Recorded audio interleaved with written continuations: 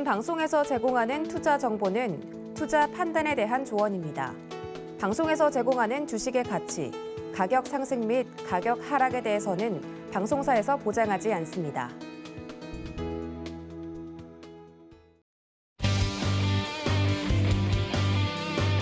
안녕하세요. 다시 돌아온 도하나입니다. 여러분들 이번 시간은요. 여러분들 모두 알고 계신 것처럼 제대로 주식에 대해서 배우고 공부할 수 있는 시간 저희가 마련을 했습니다. 그런데 시장이 굉장히 좋지 않아서 시장에 대한 전격적인 분석 또한 필요해 보이는데 오늘 거기에 딱 맞는 전문가님께서 준비를 하고 계시다고 하니까 끝까지 함께해 주시면 감사하겠습니다. 또 방송 보시다가 궁금한 점이 생기시거나 문의사항이 생기시면 전화, 문자 그리고 유튜브 채널 열어두고 있을 테니까 언제든지 편하게 전화, 문자 주시면 되겠습니다. 전화 023-153-1611, 1612번, 문자는 늘 받는 그 번호 샵 0082번 열어두고 있을 테니까 많은 참여 부탁드릴게요. 자, 주유소 본격적으로 또 2부 시작을 해보도록 하겠습니다. 어떤 위원님께서 오늘은 방문을 해주셨는지 화면으로 함께 보시죠.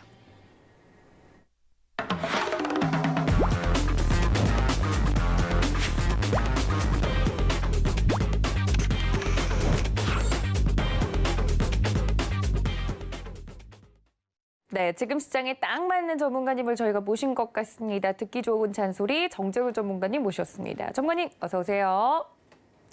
네, 오늘 위원님과 함께 또 이야기를 나눠볼 텐데 저희 정재훈 전문가님 함께하고 싶으시다 하는 분들은 전화, 문자 샵 0082번으로 정재훈 적어서 보내주시면 방법 저희가 알려드리고 있다는 점까지 알려드리고 시작을 해보도록 하겠습니다. 자, 정재훈 전문가님과 함께 오늘은 원래는 뭐 여러 가지 차트적인 부분이라든지 기술적인 부분들을 교육을 받는 시간이었는데 우리 정재훈 전문가님이 제 옆에 앉으신 오늘 특별한 이유가 있다고 제가 전해 들었어요. 시장이 안 좋은 만큼 시장에 대한 전망과 또 분석이 좀 필요한 시기일 것 같은데 전문가님 저희 어떻게 해요?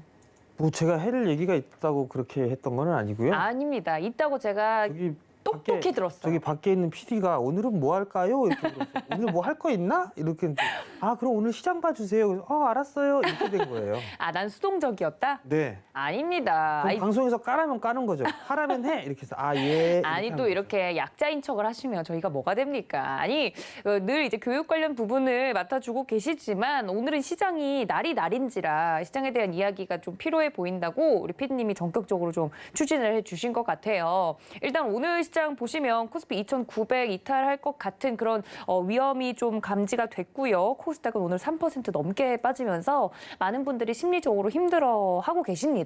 오늘 시장에서 그리고 최근 시장에 대해서 이야기가 좀 필요해 보이는데 우리 시장 이렇게 급락하는 원인이 뭐라고 생각하세요, 전문가님?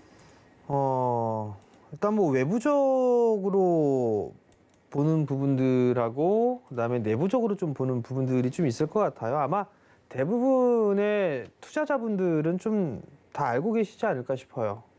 먼저 이제 중국 쪽을 좀 보게 되면 헝다 이슈가 좀 있을 거고요. 그리고 이제 석탄 부족으로 발전량에 대한 부족으로 공장도 이제 셧다운에 들어간다라는 그런 얘기들이 좀 있었어요. 근데 이제 헝다 이슈 같은 경우는 이게 단기간에 다 끝날 것 같지는 않아요. 근데 이제 이 헝다 이슈가 과거의 서브프라임 사태처럼 이렇게 불거질 수 있다라는 그런 부분들을 말씀을 하시는 부분들이 있는데 규모 자체가 틀려요, 일단. 서브프라임 때 같은 경우는 파생 상품까지도 연계되면서 이게 큰 부분들이 있었고, 근데 이제 중국 쪽 같은 중국에 국한되어 있는 그런 부분들이에요. 물론 이제 투자를 했던 그 부분들에 있어서 손실을 낼 수는 있겠지만, 그게 이제 서브프라임처럼 크게 번지거나 그럴 부분들은 아닌 것 같고요. 이걸 뭐 정부가 나서서 뭐 해결을 할 수 있지 않을까라고 좀 보여지지만 시간적인 요인은 일단 필요하다라는 거. 그리고 이제 공장 셧다운에 대한 부분들은 호주하고 또 분쟁이 있었죠. 그러면 석탄 수입을 금지했었어요. 근데 이제 오늘 기사가 나왔나요? 어쩔 수 없이 이제 석탄 수입을 좀 재개를 하는 그런 부분들이더라고요. 그러면 이제 공장에 있어서 셧다운에 대한 부분들은 어느 정도 이제 해소가 될 수 있는 그런 상황들이에요. 일단 뭐 첫 번째로는 이 부분들이 있을 것 같고요. 이게 계속적으로 불거져 있었던 부분이죠. 추석 이후 추석이 지나고 나서부터 계속 있었던 부분들이고 미국 쪽도 마찬가지예요. 뭐 테이퍼링에 대한 얘기들은 하고 있었던 그런 사항들이고 근데 이게 테이퍼링에 대한 얘기가 이제 쏙 들어가 버렸어요. 그러면서 이제 나왔던 부분들이 부채 한도 협상 뭐 이런 얘기들이 좀 나오면서 계속적으로 이제 만약에 부채 한도 협상이나 이런 부분을 안 되면 파국이 일어날 것이다. 뭐 이런저런 얘기들이 막 나오고 있는 그런 상황들이고 한 뭐 시일을 18일까지다라는 그런 얘기들을 하면서 계속 압박을 해주는 그런 모습들을 좀 보여주고 있죠. 그러다 보니까 투심이 좀 위축되는 그런 모습들을 좀 보여주고 있는 그런 상황들이고요. 그리고 이제 미국의 인플레이션에 의해서 물가 상승률이 원체 높은 그런 부분들이 있는데 연준에 좀 말을 바꿨어요. 일시적이다라는 그런 얘기들을 좀 했었지만 더 길어질 수 있다라는 그런 부분들 몇 개월 더 소요가 될 수 있을 것이다라는 그런 얘기들이 있었어요. 그러면서 이제 10년물 금리가 상승을 해주는 그런 모습들을 보이면서 시장은 조정을 좀 받았던 그런 부분들이고 국내의 이슈로 좀 보게 되면 가장 큰 부분들이 뭐 미국에 있는 투자자들도 마찬가지겠지만 국내 쪽으로 들어왔을 때 신용잔고가 너무 많았어요. 사실 신용잔고가 너무 많다 보니까 계속 반대 매매에 대한 물량들이 나와주고 있는 그런 모습들을 좀 보였었고요. 사실 어제 같은 부분들을 보더라도 어제 코스닥 쪽 같은 경우는 1차적으로 손절성 물량이 나왔었어요. 나와주는 그런 모습들을 보였었고 오늘 시초가 때에도 마찬가지로 반대 매매가 나왔다가 반등이 나오는 듯 했다가 오늘 다시 밀렸어요. 그렇다는 얘기는 계속 매물을 쏟아붓는 그런 형국이 좀 되는데 아마 내일 동시호가 때에도 마찬가지로 좀 안 좋은 동시호가의 좀 모습을 보이지 않을까 싶어요. 거기에다가 또 한 가지 문제는 대출을 왜 막았죠? 부동산을 잡겠다고 대출을 막았단 말이에요. 그럼 결국은 이게 수급 논리예요. 국내 쪽을 보게 된다면 수급 논리로 좀 볼 수밖에 없을 것 같아요. 대출 막았죠. 신용 한도에 대한 부분도 축소했죠. CFD 쪽에 대한 증거금 상향했죠. 그러다 보니까 수급 쪽으로 상당히 위축될 수밖에 없는 그런 상황들이에요. 물론 빚내서 하면 안 좋죠. 근데 어찌됐든 수급이 악화되는 그런 모습들을 보이다 보니까 매도 물량은 나오지만 사려고 하는 사람들은 그렇게 많지가 않은 거예요. 그러니까 수급 공백이 생길 수밖에 없겠죠. 그러다 보니까 변동성이 좀 생기게 되는 그런 모습들이 나오는 그런 상황이다라고 좀 보시면 좋을 것 같고요. 제가 만약에 이 금융 쪽 계통에서 근무를 하고 있는 고위직이었다라면 오늘 어떠한 멘트 한 번쯤은 쳐줬을 것 같아요. 환율이 어쩌고 저쩌고 하고 있고 뭐가 있으면 뭔가 좀 멘트를 하면서 좀 시장에 있어 좀 완화된 그런 조치?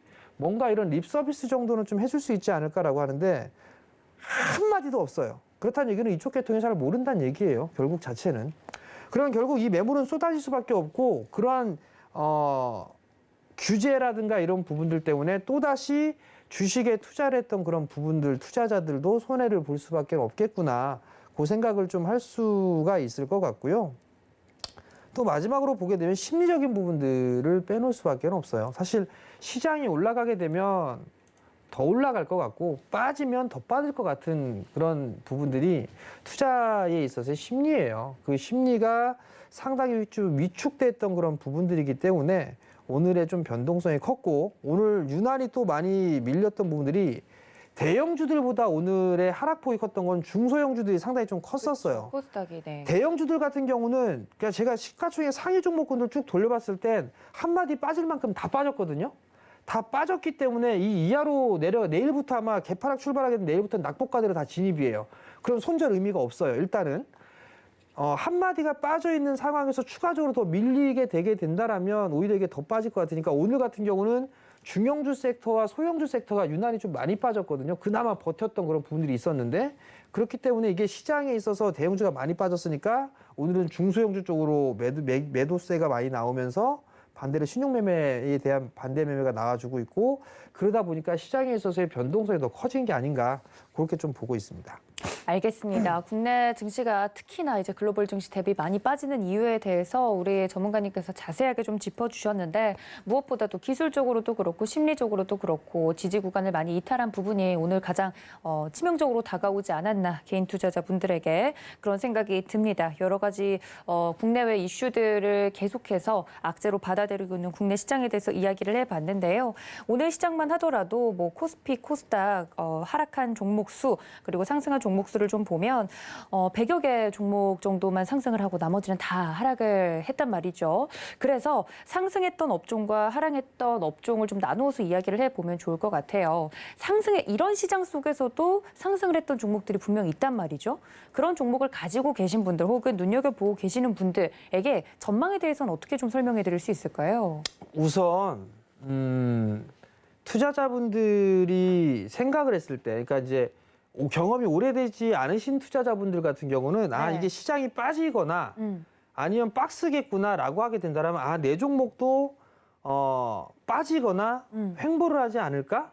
뭐 그렇게 좀 생각하시는 투자자분들이 있을 거예요. 물론 시장의 종합 주가지수 자체는 그런 모습들을 보일 수밖에 없겠죠. 네. 근데 이제 여기서 중요한 부분들은 시장이 박스권에 있는 그런 모습들을 보였더라도 종목의 경우는 좀 다른 그런 모습들을 좀 보이는 경우들이 있어요. 그러니까 예를 들면 과거에 2011년도 때죠. 2011년도 때 고점을 기록하고 난 이후에 박스 구간으로 7년이라는 시간 동안에 이 박스로 진행되는 그런 모습들을 보였어요.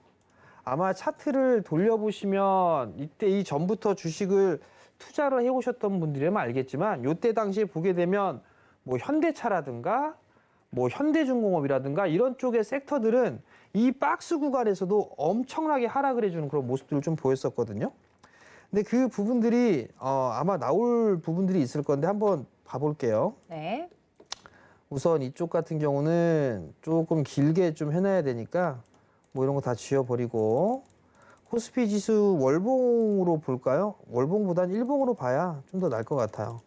일봉 차트로 보게 되면 2011년도 때부터 17년도 중간까지라고 좀 보여지고요. 그 다음에 첫 번째 종목군들을 하나씩 좀 보게 된다라면 여기서 예를 들어서 기아차 한번 볼까요? 기아를 이렇게 쭉 보게 되면 2011년도 때부터의 주가 흐름들이 어땠을까를 좀 보게 되면 자 보세요. 지수는 2010년도, 2011년도에 고점을 쳤는데 그리고 박스 구간에서 이렇게 진행이 됐어요. 근데 자동차 쪽 섹터 보면 2010년도에 꼭지를 치고 난 이후에 대세로 빠지는 그런 모습들이 나왔어요. 물론 이렇게 빠지는 종목군들도 있어요. 이렇게 빠지는 종목군들도 있지만 반대로 올라가는 그런 종목군들도 있겠죠. 뭐 예를 들어서 한국가스공사 혹은 한국전력 뭐 이런 기업들 같은 경우를 좀 보게 된다라면 2011년도 때 보게 된다라면 이런 기업들 같은 경우는 오히려 반대로 상승을 해주는 그런 모습들을 보였었어요. 이런 종목군들이 있어요. 뭐 그때 당시에는 아마 유통주도 좀 많이 올랐던 걸로 기억을 하고 그 다음에 지수방어주들 뭐 한국가스공사라든가 이런 기업들도 많이 좀 움직여주는 그런 모습들을 좀 보였을 거예요. 그러면 여기서 중요한 부분들은 이제 그럼 만약에 시장이 박스권역으로 좀 여전히 진행이 된다라면 어떤 종목군들의 흐름들을 좀 봐야 될까? 뭐 위드 코로나라든가 뭐 이런 부분들 말씀을 얘기들을 좀 많이 하고 계신단 말이에요. 물론 그 부분들에 있어서는 저도 공감을 해요. 그러면 여기서 좀 볼 수 있는 그런 부분들은 두 가지로 좀 볼 수가 있을 것 같아요. 국채금리가 상승을 해주고 있어요. 우리나라 10년물도 지금 급등입니다. 미국 쪽도 금리 인상에 대한 얘기가 나오고 있고 한국도 아마 10월 달이나 이번 달이나 다음 달에 금리 인상이라든가 이런 부분들을 할 것 같아요. 그러면 그나마 가장 안정적으로 좀 볼 수가 있는 부분들이 금융주 쪽을 좀 볼 수가 있을 것 같고요. 왜냐하면 은행주들 같은 경우는 중간 배당까지 포함해서 배당 수익률이 약 한 7% 되는 은행주들도 있어요. 그러면 그 7% 적금을 7%짜리를 넣었다라고 가정을 하게 된다라면 그리고 지금 같은 금리 인상 구간에서는 오히려 좀 더 낫지 않을까 싶어요. 그런 은행주 쪽이라든가 보험주 쪽에 있어서의 종목군들을 좀 본다든가 아니면 이제 위드 코로나라고 얘기해서 이제 봉쇄했던 그런 부분들에서 봉쇄 조치를 풀게 되거나 하게 되면 뭐 예를 들어서 베트남 쪽에 예를 들어 본다라면 공장이 폐쇄가 되는 그런 모습들을 좀 보였다가 이제 위드 코로나로 다시 했어요. 공장의 문을 열기 시작을 했습니다. 그러면 다시 이제 원 상태로의 복귀를 하는 거잖아요. 그러면 뭐 여행주라든가 항공주라든가 이런 부분들도 좋아요. 근데 이제 지금 이미 이제 흐름들이 나오고 있죠. 특히나 대한항공 같은 경우는 화물 쪽에 있어서 발빠르게 대처를 했고 실적이 좀 증가했던 부분들이 있어 플러스 알파적인 부분들이 있어요. 그런 부분들이 있지만 이제 하나투어라든가 모두투어 뭐 이런 기업들 같은 경우는 이제 예약도 받고 있는 그런 사항들이고 기대감이겠죠. 아마 실적이나 이런 부분들은 3분기 실적도 안 좋고 4분기 실적도 안 좋을 거예요. 그런 기업들에 있어서 상승하는 부분들은 위드 코로나로 가면서 좋아질 거야 라는 게 훨씬 더 크지 않을까 싶어요. 그러면 이 기업들 같은 경우는 실적에 대한 추이라든가 이런 부분들은 필수적으로 좀 해볼 필요성은 있을 것 같고, 그리고 이제 사회생활로 이제 완전하게 복귀를 하게 된다라면 뭐 옷을 좀 산다든가 아니면 뭐 여러 가지 뭐 자파를 산다든가 지갑을 산다든가 할 수가 있을 거예요. 근데 이제 공장 셧다운에 됐던 부분들을 다시 이제 가동을 하게 된다라면 쇼티지가 났던 부분들에 있어서도 어느 정도 일정한 부분들은 해소가 좀 될 수가 있을 거란 말이에요. 그리고 활동을 하는 부분들에 있어서 필수적인 부분들을 보게 되면 뭐 섬유 의복 쪽, 뭐 이런 쪽 같은 경우도 오히려 좀 움직일 수 있는 그런 모습들이 좀 나올 수 있지 않을까 싶어요. 결국은 시장에 있어서는 이제 향후에 대한 기대감으로 움직여주는 그런 모습들을 좀 볼 수도 있을 것 같고요. 그리고 이제 맨 마지막으로 좀 볼 수 있는 부분들은 IT 쪽은 계속적으로 좀 봐야 될 수밖에는 없어요. 근데 이런 말씀을 좀 드리면 좀 그렇지만 네. 이재용 부회장이 나오고 난 이후에 삼성 쪽에서 별다른 반응이 없어요. 뭔가 할 것이다라는 그 기대감 이런 부분은 상당히 많았지만 그 얘기는 쏙 들어가 있는 그런 사항들이거든요. 그러면 뭔가 삼성 쪽에서의 멘트도 필요하지 않을까 싶어요. 도대체 언제 하는 거야? 이런 얘기들이 지금 되게 많은 상황이에요. 그런 부분들이 때문에 뭔가 표현을 해주는 그런 모습들이 좀 필요하지 않나라고 좀 보여지고, 그리고 공공연하게 알려져 있는 그런 부분들을 보게 되면 비메모리 쪽, 시스템 반도체 쪽에 있어서의 투자는 상당히 좀 많이 할 것으로 예상을 하고 있거든요. 그렇기 때문에 그쪽에 있어서의 종목군들을 좀 선정을 해본다든가 아니면 과거에 이제 일본과의 이 무역 마찰에 대한 부분들 때문에 소재 국산화에 대한 그런 부분들 얘기가 좀 있었어요. 그러면서 이제 소재주들이 상당히 좀 많이 올라가는 그런 모습들을 보였는데 요번에도 소재주들이 올라갈까? 그건 한번 고민해 볼 필요성은 있을 거고요. 상대적으로 장비주들 같은 경우 그렇게 많이 올라가지를 못했어요. 반도체뿐만 아니라 디스플레이, 반도체, 2차 전지 마찬가지예요. 소재 쪽만 다 올라갔지 장비 쪽은 그렇게 많이 올라가지는 않았거든요. 그럼 만약에 증설이라든가 이런 부분들을 하게 된다면 장비에 대한 수요는 분명히 있을 것이고, 그리고 장비 쪽이라든가 부품 쪽에 있어서도 국산에 대한 부분들도 나름대로 준비를 하고 있는 그런 상황들이란 말이죠. 삼성 쪽에서 투자를 하고 장비에 있어서 혹은 부품에 있어서 국산화라는 그런 과정들이 있다라면 그 기업들 같은 경우는 충분히 수혜를 좀 받을 수 있는 그런 상황들일 거예요. 그리고 반도체에 대한 쇼티지 부분들이 비메모리 쪽, 시스템 반도체 쪽에 국한되어 있는 부분들이지 디램이라든가 이런 부분들에 있어서는 쇼티지가 되는 그런 부분들은 없어요.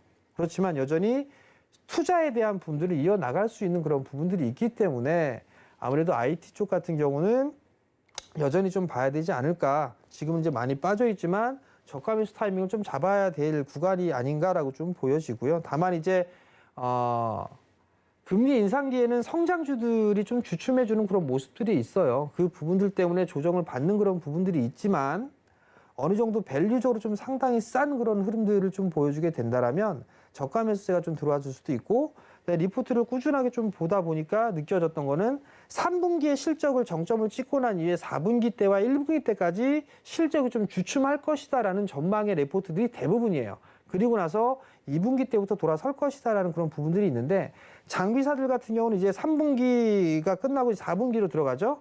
장비 발주에 대한 부분들은 계속적으로 있을 거란 말이에요. 그러면 그 장비 납품 인도 기준으로 보게 된다라면 내년도에 1분기와 2분기 때는 실적이 계속적으로 좀 좋아지는 그런 모습들이 좀 나올 것으로 좀 예상을 하고 있거든요. 그렇기 때문에 그러한 흐름들을 좀 보게 된다라면 오히려 저가 매수의 타이밍으로 좀 볼 수 있지 않을까? 그렇게 좀 생각을 하고 있습니다. 알겠습니다. 상승하는 업종과 관련돼서 우리 전문가님이 좀 이야기를 해주셨습니다. 위드 코로나로 인해서 기대감이 형성되고 있는 종목들 그리고 IT 관련해서는 꾸준히 언급을 해주셨기 때문에 특히나 장비주들 중에 오르지 않은 종목들도 있다, 눈여겨볼 만하다 이야기를 해주셨습니다. 크게 두 축으로 이야기를 해주신 것 같은데 위드 코로나와 관련돼서 또 언급이 되지 않을까 하고 기대감에 부푼 종목들 중에 카지노 관련주에 대한 질문이 또 올라왔어요. 그것도 비슷한 맥락으로 보면 될까요? 그렇다고 볼 수 있죠. 카지노 땡겨야죠. 아, 네. 땡겨야죠. 카지노 종목이 좋다는 말씀이신 이게- 거죠? 카지노 쪽도 나름대로 좀 괜찮을 것 같아요. 근데 이게 카지노 같은 경우는 보니까 마카오 쪽에서 규제 부분들이 좀 있더라고요. 그러면 네네. 반사 이익을 얻을 수 있다라는 그런 부분들도 플러스 알파적인 부분들을 볼 수가 있을 것 같아요. 그리고 거기에 따른 관련주들도 나름대로 좀 좋을 것 같은데 실적에 대한 추이는 계속적으로 좀 봐야 될 것 같아요. 왜냐하면 만약에 좀 좋아질 것이다라고 했는데 그 코로나 이후로 많은 적자들이 좀 있었을 거란 말이에요. 근데 이제 그렇게 되면 이 회사에 있었던 유보금이라든가 이런 부분들을 많이 쓰이게 된다라면 자체적으로 뭐 유동화 전략을 취해야 되겠죠. 뭐 자산을 매각을 해서 한다든가 네. 아니 그것도 안 되려면 이제 유상증자라든가 증자에 대한 이슈 부분들도 좀 있을 거예요. 그렇기 때문에 재무 구조에 대한 부분들을 좀 같이 체크를 해보면서 보는 그런 전략이 좀 좋을 것 같고 카지노 쪽도 이제 뭐 여행객에 대한 수요가 늘어나거나 하게 된다라면 카지노 쪽도 나름대로 좀 수혜를 받을 수 있고 마카오 쪽에 있어서의 그 수혜 그건 좀 덤으로 볼 수도 있지 않을까라고 좀 생각을 하고 있습니다. 알겠습니다. 또 질문이 올라왔던 부분 중에 음식료는 어때요? 전문가님 하고 물어보신 분들도 있는데 그것도 위드 코로나로 엮을 수 있을까요? 근데요. 네. 위드 코로나 아닌 건 뭐가 있을까요? 그렇게 따지면 없긴 하죠. 네. 네. 귀에 걸면 귀걸이고 코에 걸면 코걸인 것 같아요.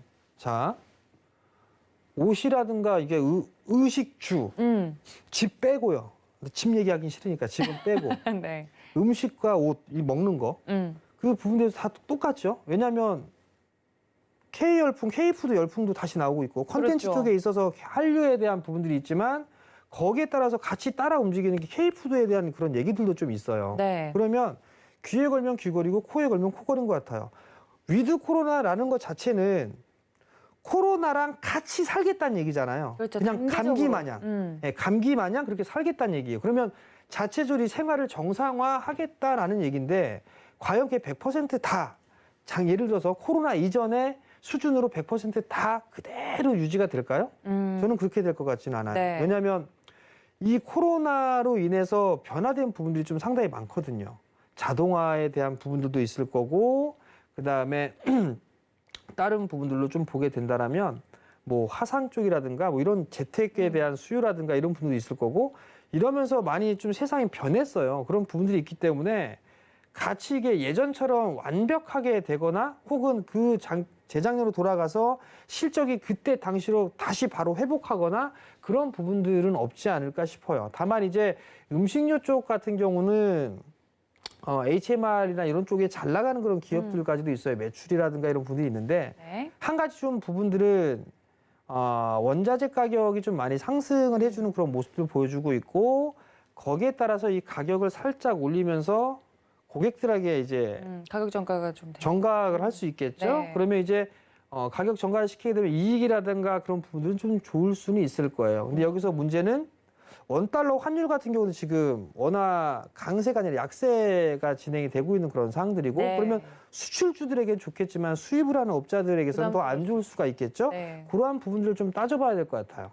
어떤 종목이냐, 어떤 기업이냐에 따라서 좀 희비가 엇갈릴 수 있는 부분들이 지금 많이 상존해 있어서 요거는 좀 따져봐야 될 것 같다 이야기를 해주셨습니다.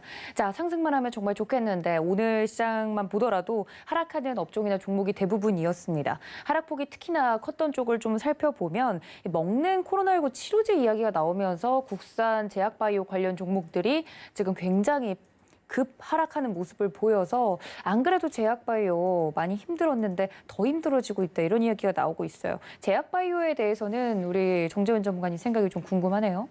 끝났죠. 아니 시작도 안 했다라고 생각하시는 분들이 있을 수 있잖아요. 시작도 안 했다고요? 이제 기다리고 계신 분들이나 혹은 갖고 계셨던 분들은 아 이게 무슨 날벼락이냐 이럴 수 있잖아요. 그렇죠. 충분히 그럴 수 있죠. 근데 이제 기대감이잖아요. 그렇죠. 이게 기대감으로 움직였어요. 그러면서 실질적으로 이 코로나 치료제에 대한 얘기들도 계속 나오고 임상도 하고 그런 부분들이 있어요. 근데 이미 해외 쪽에서 다 들여오고 있는 그런 상황들이에요. 그러면 이 코로나 치료제라든가 백신이라든가 이런 부분들을 개발을 하고 있는 그런 기업들 같은 경우는 좀 한 발 늦지 않았을까 싶어요. 그 부분들로 인해서 만약 시세의 흐름들이 나왔다라면 매도의 타이밍으로 좀 봐야 되지 않을까 싶고요. 제가 봤을 땐. 네. 그리고 이제 왜 그러냐면 아직까지 이게 기술에 대한 부분들 선진 시장하고 국내 쪽의 제약바이오 많이 발전했던 그런 상황이지만 아직까지는 그래도 부침이 좀 되게 심한 것 같아요. 국내 제약바이오 기업들이. 네. 예를 들어서 머크사가 먹는 치료제 그 얘기를 했었었는데 부작용이 겁나게 컸어요. 만약 그렇게 딱 나왔어요.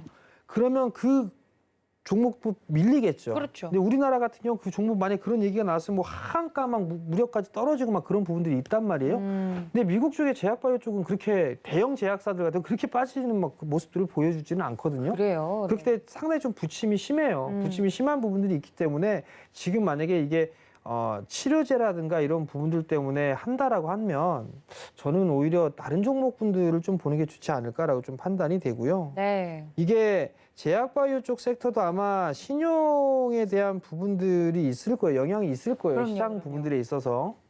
낙폭가대로 다 빠진 그런 부분들이 있기 때문에 반등이 좀 나오게 된다라면 일단 정리할 거는 좀 정리하고 넘어가는 그런 전략이 좀 좋지 않을까 싶습니다. 알겠습니다. 하락폭이 특히나 또 컸던 제약바이오주 이야기를 나눠봤고 그 다음은 정말 고공행진을 해왔던 2차 전지 이야기를 안 할 수가 없을 것 같은데 2차 전지도 최근 하락장 속에서 부침이 큰 모습입니다. 2차 전지 관련돼서는 우리 전문가님 코멘트 사항 있으실까요? 좋죠. 좋다고요? 네. 2차 전지 종목들이 좋다. 그렇죠. 네, 하락하는데요, 전문가님. 그렇죠. 좋죠. 근데 언제까지 좋아질지는 모르죠. 좋다는 게 매수 타이밍에 좋다는 건가요? 아니요. 흐름이 어서 좋다고요? 매도할까? 어디서 그렇죠. 매수할까? 어서 매도할까? 네. 그걸 봐야죠. 어서 매도를 할까? 그러니까 제가 왜 그 말씀을 좀 드리냐면 지금 전망 되게 좋아요. 의심할 여지가 없어요. 그러니까요. 2차 전지 쪽에 있어서 이 소재 쪽이라든가 이런 부분들은 계속 성장을 해 나가는 그런 부분들에 있어서 의심할 여지가 없어요. 근데 문제는 계속 이상하게 좀 찜찜한 얘기들이 계속 나와요. 예를 들면. 뭐 예를 들면 저기 폭스바겐 같은 경우도 이제 자체적으로 좀 만들겠다라는 그런 얘기들도 있고, 그 뭐 소재 쪽에 있어의 쓰임은 뭐 중요한 그런 부분들이 있죠. 그쵸. 근데 이제 중국의 2차 전지의 생산 방식과 우리나라가 좀 틀리잖아요. 그렇죠. 중국 쪽은 리튬 인산철이죠. 근데 국내 같은 경우 그게 아니란 말이에요. 근데 중국 쪽에서 화재라든가 폭발이라든가 그런 부분들은 없어요. 그럼 오히려 우리나라 쪽에 있어서 이 쓰는 방식이 계속 괜찮을까? 근데 SK 쪽에서 리튬 인산철 쪽을 생각을 하고 있는 것 같아요. 그게 나왔어요. 그럼 과연 이제 소재 쪽에 있어서도 옥석 가리기라는 부분들이 좀 필요할 것 같고요. 그리고 많이 올랐어요. 많이 올랐던 그런 부분들이 있기 때문에 밸류는 일단 높고요. 일단은 잠깐 좀 볼게요. 자, 예를 들어서 네. 과거로 좀 돌아가 볼게요. 자, KMW예요. 자, 시간은 2년 뒤로 거슬러 올라갑니다. 네. 오랜만에 보네요. 그때 당시에 5G 엄청나게 좋을 거다라고 계속 얘기를 했어요. 그렇죠. 네. 19년도 어마무시한 수익이 났고요. 20년도 때 다시 상승을 해줬어요. 이때 당시에도 리포트는 계속 나왔죠. 이제 뭐 목표가가 10만 원이 갈 거네, 20만 원이 갈 거네, 뭐 어떤 두 개도 아닌 하나 쪽에 있는 그 리포트가 계속 나왔어요. 두 개 쪽이 아닌 하나 쪽에. 근데 반대가 됐어요. 실적이 꼬꾸라지기 시작했죠. 이것도 마찬가지로 코로나에 대한 영향도 있어요. 그 이후로 주가는 말 그대로 죽어 내려갔어요. 근데 이때 당시에는 안 좋았던 그런 부분들이 없어요. 좋았단 말이에요. 그 부분들이 지금 영향을 좀 받고 있는 그런 상황들이다라고 좀 보시면 좋을 것 같거든요. 그러면 다른 쪽으로 좀 넘어가서 보게 된다라면 예를 들어서 뭐 CS 윈드라든가 이런 부분들도 있어요. 뭐 동국 SNC, 삼광 MNT 뭐 이런 부분들도 있는데 풍력 쪽에 있어서도 실적이 좋아요. 좋은 그런 부분들은 있으나 조정의 폭을 받게 된다라면 4만 원에서 2만 원 50% 빠졌어요. CS 베어링 같은 경우는 실적이 좋음에도 불구하고 전망이 좋음에도 불구하고 반토막 났어요. 그러면 여기서 일단 삼성 SDI 뭐 꺾여 내려갔어요. 이거 박스예요.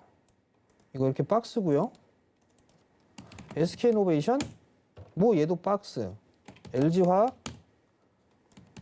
LG화학도 마찬가지로 박스. 그러면 이제 소재 쪽 봐야 된단 말이에요. 뭐 에코프로 이렇게 지금 버팅기고 있단 말이에요. 두 달 버티고 있단 말이에요. 요거 꺼지면 요게 만약에 깨져버리게 된다라면 61선 깨고 내려갈 거예요. 맥스로 빠지면 이 값만큼 빠질 수가 있단 말이에요. 이거 빠지면 7만 원대입니다.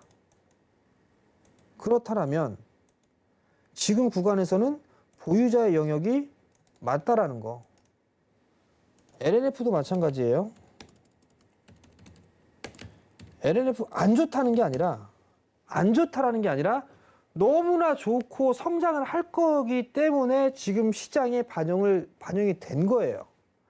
올해의 예상 실적이라든가 이런 부분들을 보게 된다라면 어마무시하게 성장을 해요.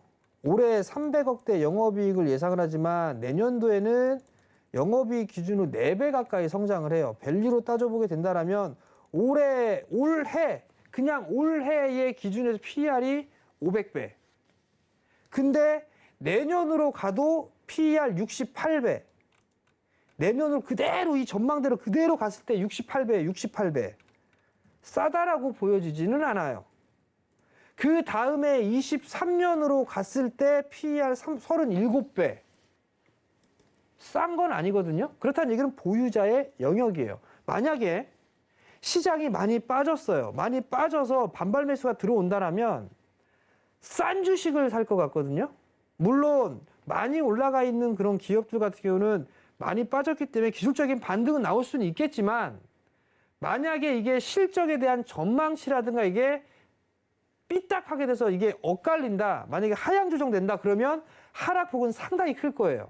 그렇기 때문에 저는 보유자의 영역이라고 좀 말씀을 드리는 거고 또 하나는 지수가 중기적으로 꺾이는 그런 모습들이 나타났을 때에는 주도주가 바뀝니다. 여기에서 지수가 얼만큼 빠질지 모르겠어요. 전 시간 때 우리가 2,400 얘기했는데 2,400 얘기하던데 왜 그래요? 2,400 모르겠고요. 저는 얼마까지 빠질지 모르겠어요. 네. 근데 만약에 여기서 빠지는 그런 모습들이 나오게 된다라면 주도주는 바뀔 거예요. 우리들이 준비해야 될 거는 많이 올라가 있는 거, 이미 전에 올라가 있는 상태에서 빠지는 걸 보는 게 아니라 추후에 그렇게 올라갈 거를 찾아서 준비를 해야 되는 그런 과정이에요, 지금은. 그렇기 때문에 이미 직전에 올라갔던 애들은 다 제껴버리세요. 다. 그리고 거기에 해당 사항 없는 종목군들이나 업종군들을 봐야 된다라는 거. 그거를 좀 중요시하게 좀 보시는 게 좋을 것 같고. 네. 그렇다고 해서 2차 전지 쪽, 이제 끝났어요. 이 말씀을 좀 드리는 거는 좀 사실, 아니지만. 그렇죠. 너무 많이 올랐기 때문에 신규로 들어가실 분들이라면 네. 차라리 손절 라인을 잡고 보시는 게 더 좋지 않을까라는 건 좀 말씀을 드리고 싶고 네. 지금 2차 전지 쪽에 있는 기업들보다 싼 주식군들도 더 많다. 그렇게 좀 말씀을 드리고 싶은 거죠. 네, 뭐 다른 방송에서도 제가 말씀을 드렸지만 어떤 전문가님이 저보고 2차 전지 지금 너무 사고 싶죠? 이렇게 물어보시는 거예요.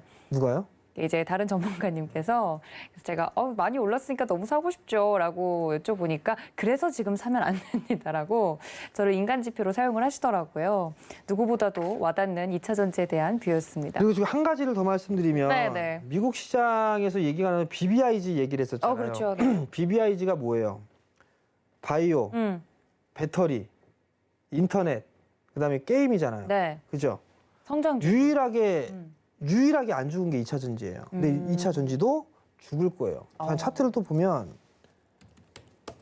NC소프트 네. 사망했어요. 근데 이거는 종목 이 기업에 따른 이슈가 있어서 아니 어찌됐든 사망했어요. 그렇죠. 결과적으로. 셀트리온 사망했어요. 네. 삼성바이오 일단 사망 중이에요. 그럼 끝났어요. 일단 그죠? 그다음 또 뭐 있어요? 카카오 사망, 네이버 사망. 그러면 인터넷도 끝났어요. 네. 마지막 배터리 뭐 아까 봤죠? 삼성 SDI, LG화학, SK이노베이션 그거 박스죠? 소재 쪽이 아직까지 살아 있어요. 물론 몇몇 개의 뭐 게임주라든가 이런 부분들에 있어서 흐름들은 좀 나올 수가 있겠지만 그 큰 틀로 봤을 때 섹터들 같은 경우는 이미 많이 빠져 있는 그런 부분들이나 시세가 마무리가 된 그런 부분들이 있어요. 그렇기 때문에 차라리 지금 조정기에서 만약에 이게 지수가 급락이 나온 이후에 반등이 나오면 많이 빠진 놈이 제일 먼저 올라갈 거예요. 제일 크게 반등이 나올 거예요. 그 빠지는 시기에 겁나 크게 빠졌던 애가 겁나게 크게 반등이 나올 거고 그 다음에 순환매가 나올 거고 그 다음에 주도주의 변화가 생기거든요. 그렇기 때문에 그러한 수순으로 일단 보면 좋을 것 같고 세술은 세부대. 세수는 세물에. 세술은 세부대. 뭐라고요, 전문가? 세술은 세부대. 아, 네. 뭔 말인지 몰라요? 아니, 저는 잘못 들었는데 지금 안에서는 이 의미가 무엇인가에 대해 웅성웅성 좀 토론이 그러니까요. 일어난 것 같아요. 세술은 세부대. 세술은 새 부대에 담아야 된다. 뭐 이런 그렇지. 이야기를 해주신 것 같아요. 뭐 비슷한 의미로 이해가 됐으면 된 것 같습니다. 아니 그러면 주도주가 지금 바뀔 수 있는 아주 중요한 시기다 이런 이야기를 해주셔서 많은 분들이 그럼 이 시장에 맞는 전략이나 주도주가 바뀐다는데 어느 쪽을 좀 봐야 되나 지금 그 부분에 많은 분들이 귀를 기울이고 계실 것 같거든요. 현 시점에서 맞는 포트폴리오 전략은 뭘까요, 전문가님? 글쎄요. 왜 또 여기서 한 발 빼세요? 현금을 만들어야 될까요? 그러니까요. 전 시간에 보니까 2,400까지 빠진다고 하던데 그럼 지금 도망가야 되나요? 작년에도 한 주도 안 팔고 버텼는데 그럼 또 빠져야 될까요? 사실 이게 네. 제가 이제 종종 표현하는 게 사람은 간사하다라는 표현들을 많이 하잖아요. 나쁜 의미로 하는 게 아니라 만약에 지수가 2,400까지 빠진다. PBR 한 배 이하권으로 훌쩍 빠지는 거예요. 우리 오늘 개장 전의 기준으로 해서 전 세계 증시에 통틀어서 우리나라가 얼만큼 비쌀까? 거의 최하위예요. 제일 싸요. 한 손에 꼽혀요. 뽑히는 게 뭐 러시아랑 비슷하고요. 그 다음에 선진 시장에 포함되어 있는 뭐 이탈리아 뭐 요 정도? 그만큼 우리나라 한국 시장이 저평가예요. 네. PER 기준으로 놓고 봤을 때, PBR 기준으로 봤을 때 일단은 PBR 기준으로 한 1.17배? 지금 현재 1.15배? 뭐 그 정도 될 거예요. PER 기준 놓고 봤을 때 신흥시장의 평균 PER이 한 13배 정도가 돼요. 중국이 한 12배 좀 후반 정도? 우리나라가 10배대예요, 10배. 신흥국만 따져봐도 한 손에 꼽혀요. 밸류가 싼 나라로. 전 세계적으로 봐도 한 손에 꼽혀요. 왜 그럴까? 그 부분들이 이유가 뭘까? 가장 중요한 건 이제 수출 주도형 국가이기 때문에 미중 무역 분쟁에 있어서의 이 해가 끼친다? 뭐 예전에는 뭐 분단 국가이기 때문에 뭐 지정학적 리스크 뭐 이런 부분들이 그런 건 이제 제껴버리고 지금 현재는 G2 국가에 있어서 완력 다툼이 한국 쪽에 있어서의 이 영향을 좀 받는 그런 부분들이 아닌가 싶어요. 그 영향 때문에 미중 무역 분쟁이 격화됐던 2018년도 때 이후부터 한국 증시는 PBR 기준으로 청산가치 기준으로 한 배 이하권역에서 좀 거래가 되어 왔었어요. 근데 그때 수는 다시 돌아간다? 그렇다는 얘기는 자금 회수를 많이 할 거고 많이 해줘야 돼요. 그 이전 수준은 좀 돌아가야 될 거란 말이에요. 아직까지는 유동성이 어마무시하게 풀려 있는 그런 상황들이고 거기에 따라서 이제 테이퍼링을 한다는 것 자체는 자금을 시중에 더 풀지 않겠다라는 얘기고 본격적으로 자금을 회수한다라는 시기는 아마 금리 인상에 대한 부분들일 거예요. 그럼 그런 부분들은 내년 들어 넘어간다라면 2,400대까지 빠질까? 모르겠어요. 기술적인 흐름들을 보게 되면 2600포인트까지는 얼마든지 빠져도 된다라는 말씀을 드려요. 빠져도 되는데 지금은 빠져 내려간다 하더라도 버텨야 되는 그런 부분들이 아닌가 싶어요. 잠깐 좀 지수를 보면서 말씀을 좀 드리도록 하겠는데요. 네. 징그럽게 빠졌어요. 징그럽게. 과거의 흐름들을 좀 보게 되면 자 서브프라임 사태를 겪고 난 이후에 회복을 할 때까지가 보게 되면 1년, 2년, 3년 정도가 됐네요. 그죠? 이게 고점을 치고 빠지고 나서 회복을 해주는 게 1년이 걸렸어요. 근데 이때는 빠지고 난 이후에 이 고점 자리 때 회복하는 숫자가 꽤나 오래 걸렸거든요, 기간이. 근데 점점 짧아져요, 회복하는 시간 자체가. 그렇다는 얘기는 한국 시장도 이제는 어느 정도 이 체질적인 부분들이 좀 서서히 바뀌는 게 아닌가? 뭐 바꿔 얘기하면 선진 시장으로 좀 편입이 돼야 되는데 어쨌든 선진 시장으로 좀 편입이 되는 그런 모습들 좀 보이면서 회복에 대한 부분들은 빨라지는 게 아닌가? 뭐 그런 부분들을 좀 고민을 해볼 필요성은 있을 것 같고요. 시장이 빠지는 그런 모습들을 보여주게 된다라면 반등도 급하게 나올 거예요. 근데 이게 문제는 이 박스가 내년도에도 일단 이어질 것 같다라는 거?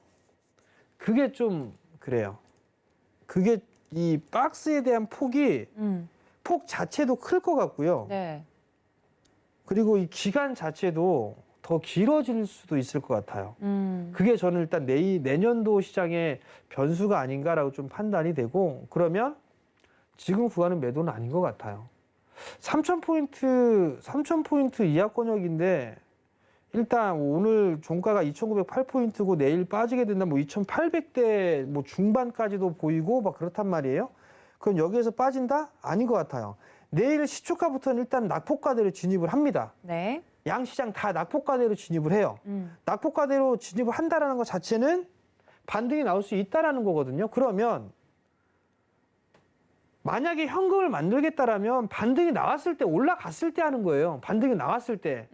반등이 나왔을 때 하는 거기 때문에 지금 저점을 낮추고 있는 상황에서는 아닌 것 같다라는 거예요.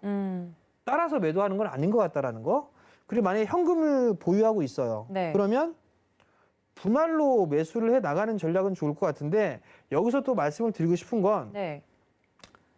반등이 나왔을 때는 단기적으로 많이 급락이 나왔던 종목이 반등도 강하게 나올 거예요. 첫 번째로는. 네. 그 종목을 단기 트레이딩을 한다든가 아니면 좀 여유 있게 본다라면 올라갈 수 있는 것들을 분할로 모아가는 전략?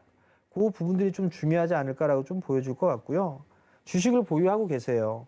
그러면 상당히 좀 힘드실 거예요. 저도 힘들어요. 미쳐버릴 것 같아요. 그래도 참아야지 어떡하겠어요.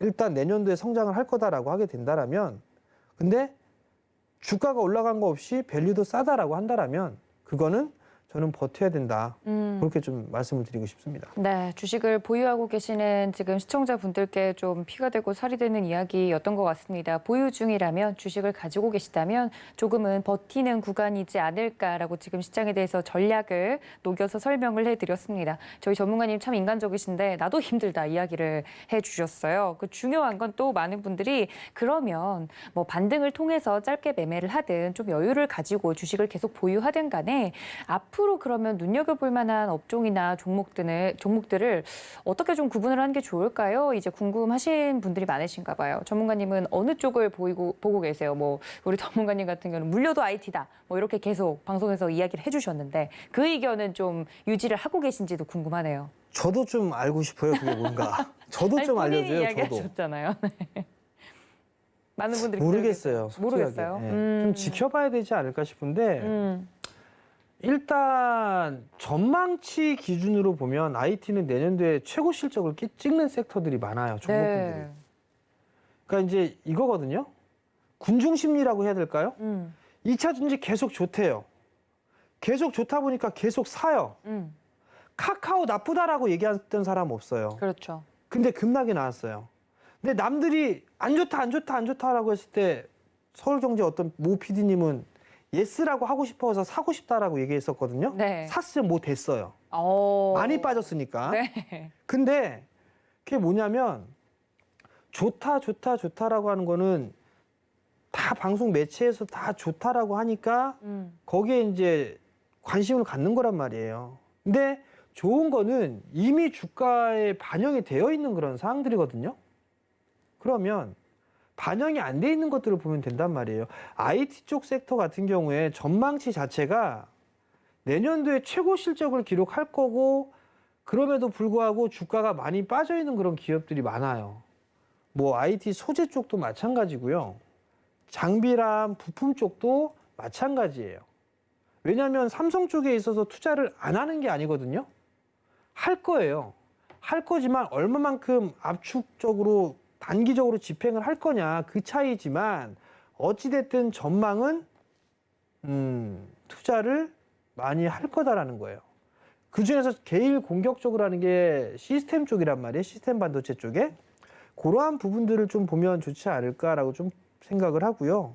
그래서 여전히 저는 IT 쪽을 여전히 좀 좋게 보고 있는 그런 사항들이고요. 두 번째는 단기적으로 좀 보게 된다라면 내일부터 이제 주가가 빠지는 모습들이 나오게 된다라면 대형주들 같은 경우는 단기적으로 분할로 좀 매수를 해볼 수 있는 그런 포인트에 좀 진입을 하는 게 아닌가 싶어요. 그렇기 때문에 대형주를 좀 좋아하시는 분들 같은 경우, 즉 시가총액 상위 종목군을 좋아하시는 분들 같은 경우는 그러한 분들 좀 봐도 좋지 않을까라고 좀 판단이 되고, 근데 네. 여기서 이제 플러스적으로 예외적으로 좀 봐야 될 수 있는 거, 시장이 이 실적의 전망치가 하향 조정되고 있다라는 거예요. 그게 조금 지수의 변동성을 키울 수 있을 것 같거든요. 네. 예를 들면 삼성전자의 올해에 예상했던 뭐 TV의 판매 예상치가 전망치가 계속 하향 조정되고 있다라는 거. 그 자체는 뭐 쇼티지의 영향이 될 수도 있겠지만 실적이 판매 대수가 줄어든다라는 것 자체는 감익이 될 수 있다라는 거잖아요.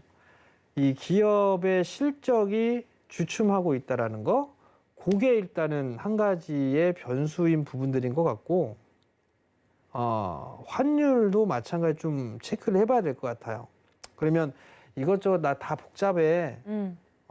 그래서 그냥 단순하게 좀 하고 싶어 라고 하게 된다면 이제 연말을 앞두고 나면 배당주들을 좀 많이 생각을 하고 있어요. 네.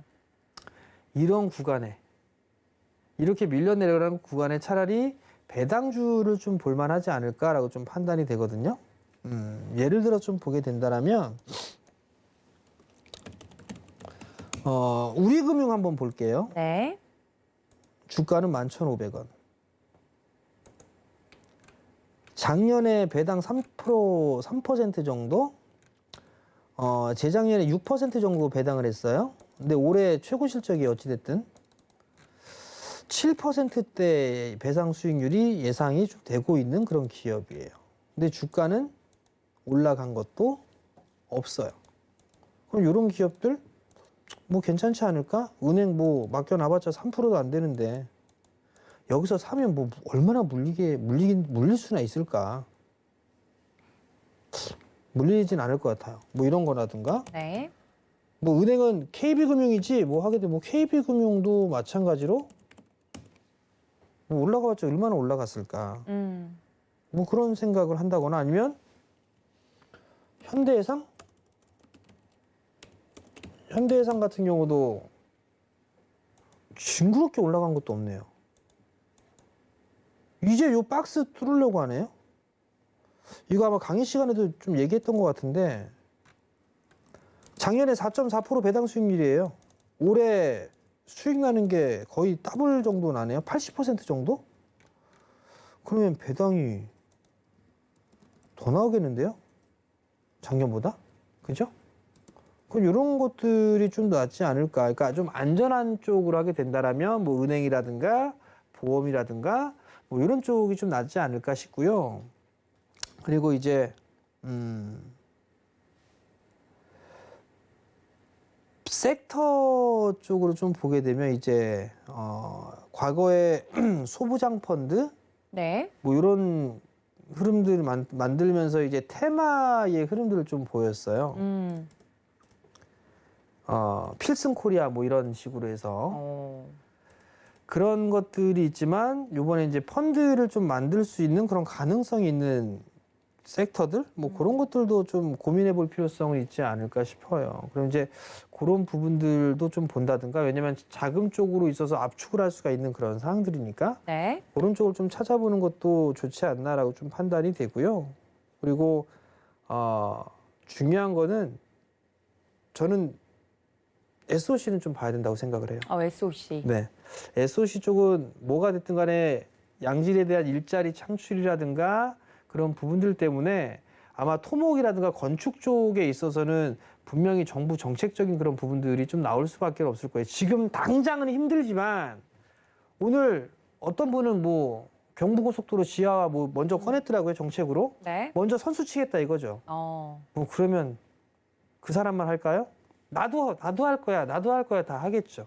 뭐 그런 정도만 된다라면 네. 그런 쪽을 좀 보는 게 좋지 않을까 싶습니다. 네, 바람이 많이 차가워졌는데 이럴 때 보면 좋을 만한 업종과 종목들을 간단하게 좀 소개를 해드렸습니다. 또 본 방송에서 제공해 드린 정보는요. 투자 판단에 대한 조언일 뿐 해당 주식의 가치나 수익률을 보장하고 있지 않다는 점까지 알려드리면서 저는 정재훈 전문가님과 함께 여기서 인사드리겠습니다. 시청해 주신 여러분 고맙습니다.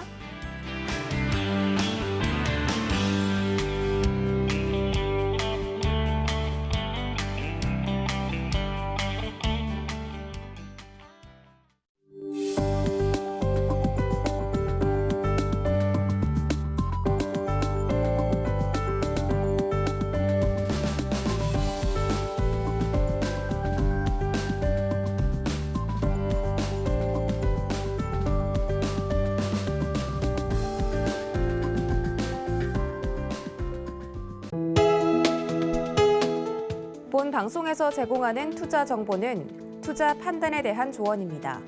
방송에서 제공하는 주식의 가치, 가격 상승 및 가격 하락에 대해서는 방송사에서 보장하지 않습니다.